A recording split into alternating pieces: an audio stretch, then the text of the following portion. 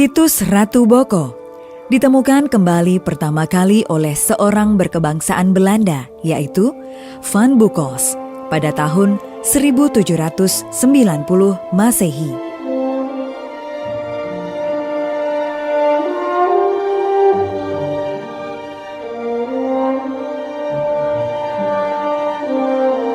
Upaya penelitian awal yang mengacu kepada usaha pemugaran dimulai pada tahun 1938 Masehi, dilakukan oleh F.D.K. Bos, N.J. Krom, dan W.F. Stutterheim.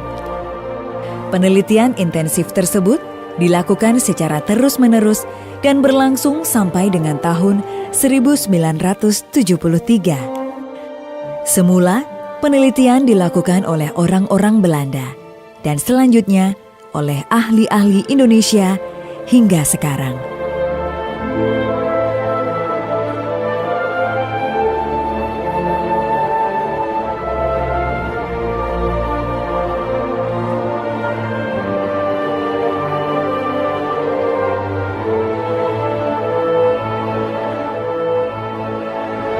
Meskipun demikian, hingga sekarang masih banyak misteri yang belum dapat diungkap tentang keberadaan Keraton Ratu Boko, terutama tentang siapa yang membangun pemukiman dan berapa lama pemukiman itu dihuni.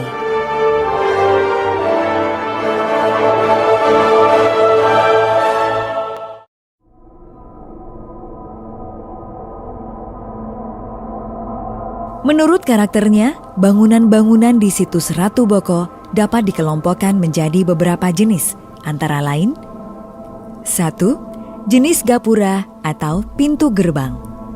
Bangunannya terdapat di bagian depan maupun di dalam kompleks situs. Berdasarkan sisa-sisa bangunannya, gapura di Keraton Ratu Boko mengindikasikan mempunyai atap padu raksa dengan puncak berupa ratna yang terbuat dari batu andesit. 2. Pagar adalah berupa susunan batu yang bagian atasnya terdapat hiasan dalam pola tertentu.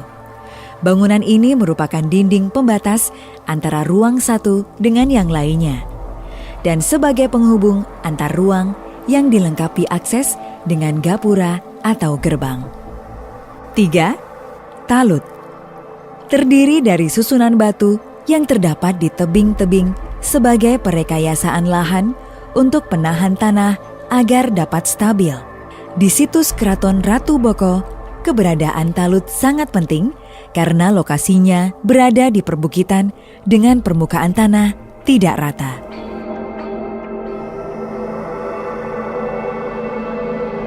4. Sisa-sisa lantai suatu bangunan. Struktur bangunan di atasnya diindikasikan dengan material kayu. Sisa-sisa lantai dapat disebut: pertama, paseban, yang terdiri dari 2 buah batur, talut, dan pagar paseban. Kedua, pendopo, terdiri dari batur dan pringgitan yang dikelilingi pagar batu dengan 3 gapura sebagai pintu masuk.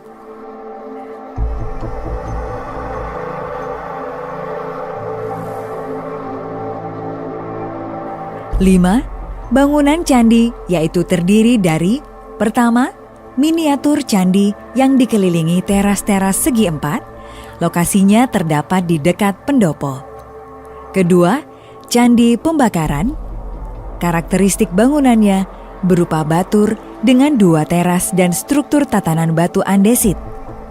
Pada bagian tengah terdapat lubang semacam sumuran berukuran 4x4 meter yang bagian dindingnya terbuat dari susunan batu andesit. 6. Kolam di Keraton Ratu Boko yang terletak di sebelah timur pendopo terdiri dari 3 kelompok. Kelompok kolam yang berada di utara terdiri dari kolam-kolam berbentuk persegi 4 dan berjumlah 3. Kemudian yang berada di sebelah selatan terdiri atas kolam-kolam yang berbentuk bundar yang berjumlah 8. Sedangkan yang berada di timur berbentuk persegi 4 dan hanya terdapat 1 buah. 7. Gua Wadon dan Gua Lanang. Kedua gua keberadaannya dipahatkan di dalam dinding batu cadas dengan arah hadap ke selatan.